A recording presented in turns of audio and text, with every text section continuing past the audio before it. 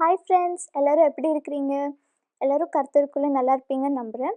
உங்கள் எல்லாத்தையும் agape kids time இந்த நெக்ஸ்ட் எபிசோடில் பார்க்கறதுல எனக்கு ரொம்ப சந்தோஷம். உங்கள் எல்லாரையும் இந்த எபிசோடுக்கு அன்போடு வரவேற்கிறோம்.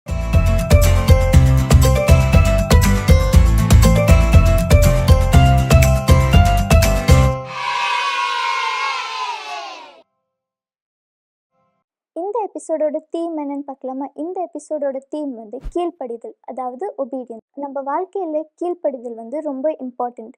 நம்ம கீழ்ப்படுறதுனால நம்மளுக்கு நிறைய பிளெஸ்ஸிங்ஸும் கிடைக்கும்.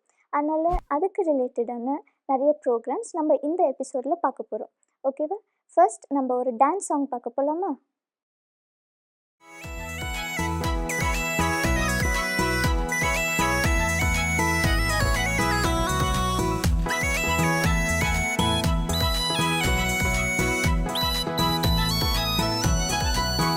கற்பாறையின் மேல் கட்டினவன் புத்தியுள்ளவன், கற்பாறையின் மேல் கட்டினவன் புத்தியுள்ளவன், கற்பாறையின் மேல் கட்டினவன் புத்தியுள்ளவன். பெருமழை பெய்தது, பெருமழை பெய்து நீர் உயர்ந்தது, பெருமழை பெய்து நீர் உயர்ந்தது, பெருமழை பெய்து நீர் உயர்ந்தது. அந்த வீடு நிலைத்து நின்றது.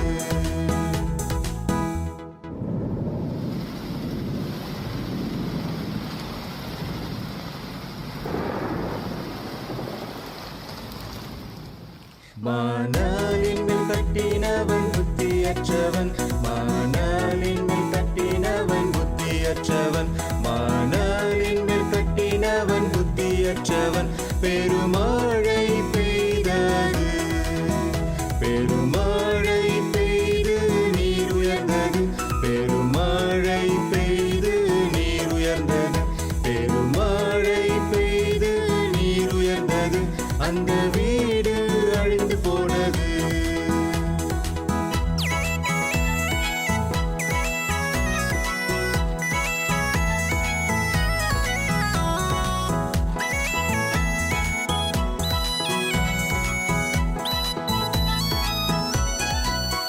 கற்பாறையான கிறிஸ்துவின் மேல் கட்டுவாயானால், கற்பாறையான கிறிஸ்துவின் மேல் கட்டுவாயானால், கற்பாறையான கிறிஸ்துவின் மேல் கட்டுவாயானால், உன் ஜெபம் கேட்கப்படும், உன் ஜெபம் கேட்கப்பட்டு மேன்மை அடைவாய், உன் ஜெபம் கேட்கப்பட்டு மேன்மை அடைவாய், உன் ஜெபம் கேட்கப்பட்டு மேன்மை அடைவாய்.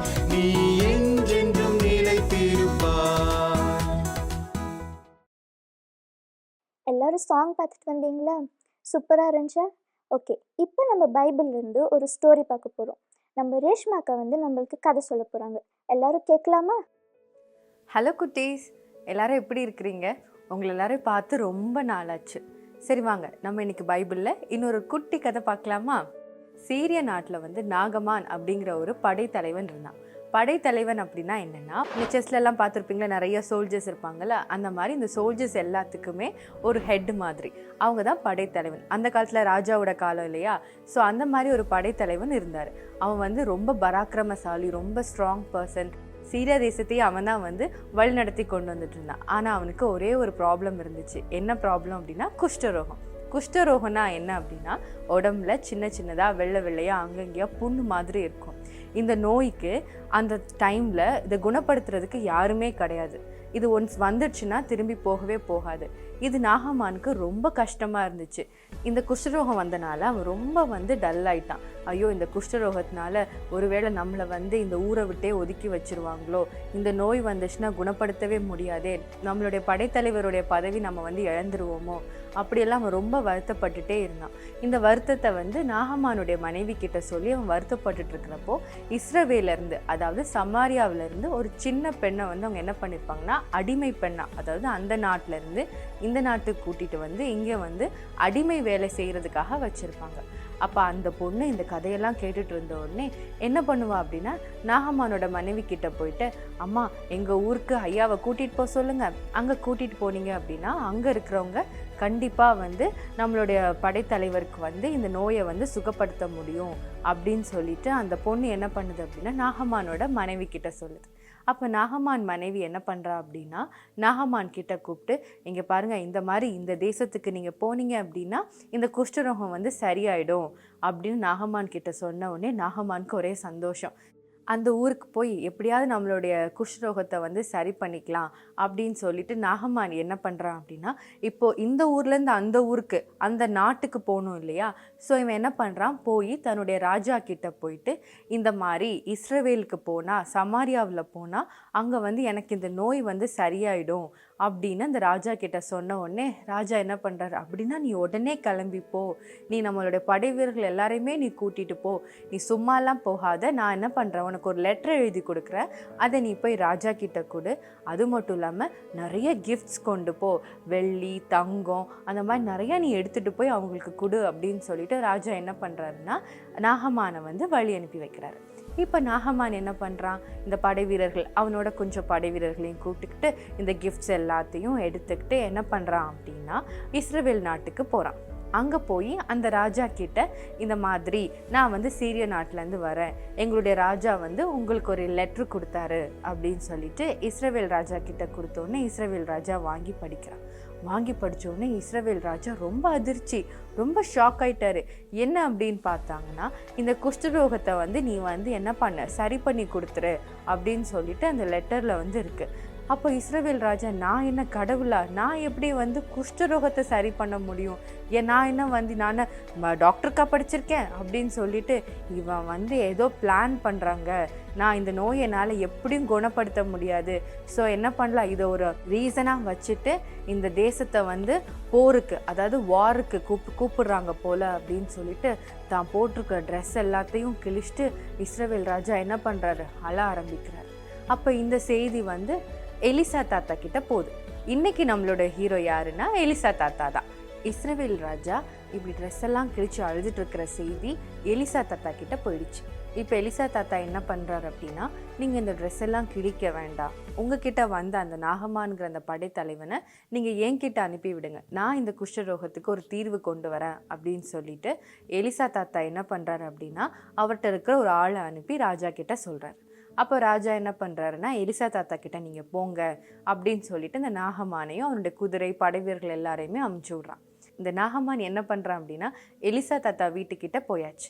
நாகமான் என்ன நினச்சிட்டு போனான் அப்படின்னா, எலிசா தாத்தா வெளியில் வந்து, ஐயோ நீங்களா வந்திருக்கிறீங்க, வாங்க உள்ளே வாங்க, உங்களுக்கு என்ன வேணும் சரின்னு சொல்லிட்டு தன்னுடைய உடம்புலலாம் கை வச்சு ப்ரேயர் பண்ணுவாங்க அப்படின்னு நினச்சா அப்படி எதுவுமே நடக்கலை. என்ன பண்ணுறாருன்னு பார்க்கலாமா? எலிசா தாத்தா ஒரு ஆளை வந்து உள்ளே வந்து, ஐயா இந்த மாதிரி வந்து நாகமான்லாம் வெளியில் வந்து நிற்கிறாங்க, என்ன பண்ணலாம் அப்படின்னு கேட்ட உடனே எலிசா என்ன சொல்கிறார் அப்படின்னா, யோர்தான் நதியில் போயிட்டு 7 தரம் மூழ்கி எந்திக்க சொல்லு அப்படின்னு சொல்லிட்டு அனுப்பிவிட சொல்கிறார். உடனே அந்த ஆள் வெளியே வந்து நாகமான் கிட்ட, இந்த மாதிரி நீங்கள் யோர்தான் நதியில் போய் 7 தடவை மூழ்கி எந்திரிங்க அப்படின்னு சொல்லியாச்சு. அப்போ நாகமானுக்கு ரொம்ப கோவம் வந்துடுச்சு. நான் என்ன நினச்சி வந்தேன், இவர் என்ன இப்படி சொல்கிறாரு, நான் இதை வந்து எங்கள் ஊர்லேயே பண்ணியிருப்பேனே, எங்கள் ஊர்லேயே நல்ல நல்ல நதி நல்ல நல்ல ரிவர்ஸ்லாம் இருக்கே, நான் ஏன் இங்கே வந்து பண்ணணும் அப்படின்னு சொல்லிட்டு நாகமானுக்கு ரொம்ப கோவம் வந்துருச்சு. அப்போ நாகமான் என்ன பண்ணுறா, கோவத்தோடு கிளம்பி போக ஆரம்பிச்சிட்டான். அப்போ கூட வந்திருக்கிற படை வீரர்களோட படைத்தலைவருக்கு நல்ல ஒரு ஃப்ரெண்ட்ஷிப் இருந்தனால அவங்க சொல்கிறாங்க, இதை விட ஒரு வேளை உங்ககிட்ட ரொம்ப கஷ்டமான வேலை சொல்லியிருந்தா நீங்கள் பண்ணியிருந்திருப்பீங்க, இது ரொம்ப ஈஸியான விஷயம் தானே, அதனால் நீங்கள் ஏன் ஒரு தடவை ட்ரை பண்ணக்கூடாது அப்படின்னு சொல்லிட்டு கூட வந்திருக்கிற படை வீரர்கள் சொன்ன உடனே நாகமான் யோசிக்கிறான். சரி ஓகே, போகிற வழியில் தானே பண்ணிட்டு போயிடலாம் அப்படின்னு சொல்லிட்டு யோர்தான் நதியில் போய் என்ன பண்ணுறாரு, இறங்கி 7 தடவை ஒரு தடவையும் மூழ்கி மூழ்கி எந்திக்கிறார். அப்போ 7ஆவது தடவை ஆகின போது 7ஆவது தடவை மூழ்கி எந்திரிச்ச போது அவருடைய உடம்பு என்ன ஆச்சுன்னா ஒரு சின்ன பிள்ளை உடம்பு போல் ஆயிடுச்சு. அதாவது தன்னோட உடம்புல இருந்த அந்த புண்ணு, அந்த தழும்பு, அந்த குஷ்டரோகம் எல்லாமே மாறிடுச்சு. நாகமானுக்கு உடம்பு மட்டும் சரியாகலை, அவனுடைய மனதுக்குள்ளே கூட ஒரு பெரிய ரட்சிப்பு 7 தடவை மூழ்கி எந்திரிச்ச பிறகு வந்துச்சு. அவன் உண்மையான ஆண்டவர் யார் அப்படிங்கிறத வந்து அவன் புரிந்து கொண்டான். இப்போ நாகமானுக்கு சொல்ல முடியாத அளவுக்கு ரொம்ப சந்தோஷம். என்ன பண்ணுறாருன்னா, நாகமான் திரும்பி நம்ம போய் இதை கண்டிப்பாக போய் எலிசா கிட்ட சொல்லிவிட்டு நம்ம கொண்டு வந்திருக்கிற கிஃப்ட்ஸ் எல்லாத்தையும் கொடுத்துட்டு வந்துடலாம் அப்படின்னு சொல்லிட்டு நாகமான் என்ன பண்ணுறான், திரும்பி வரான். திரும்பி வந்து எலிசாவை பார்த்து, என்னுடைய உடம்பெல்லாம் பாருங்க, நான் ரொம்ப வந்து சுகம் பெற்றுட்டேன்.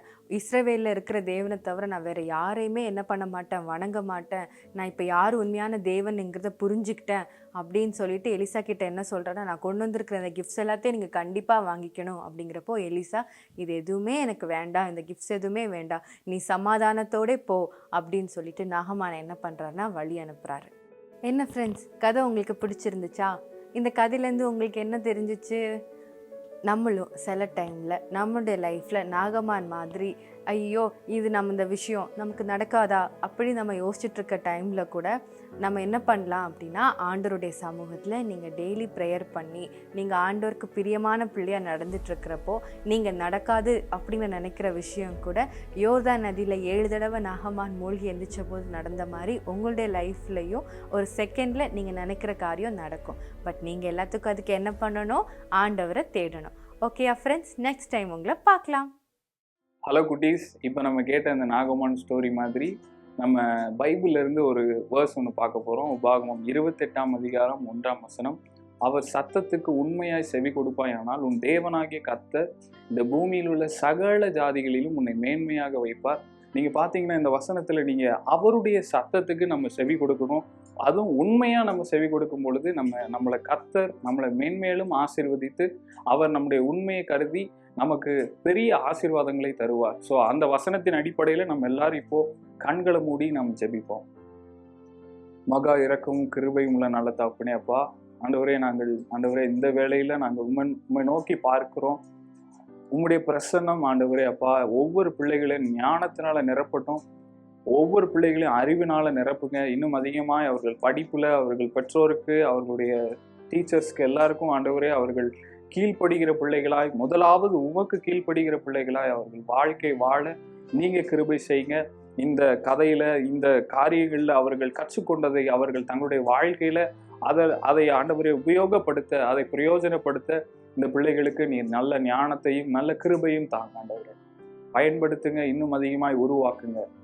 அவர்கள் ஒவ்வொருவரையும் உடைய பாதப்படியில தாழ்த்தி தருகிறோம். நீரே பொறுப்படுத்திக் கொள்ளும் ஆளுகை வழி நடத்தும். இயேசு கிறிஸ்துவின் நாமத்தில் ஜெபிக்கும் ஜீவன் நல்ல பிதாவே, ஆமென்.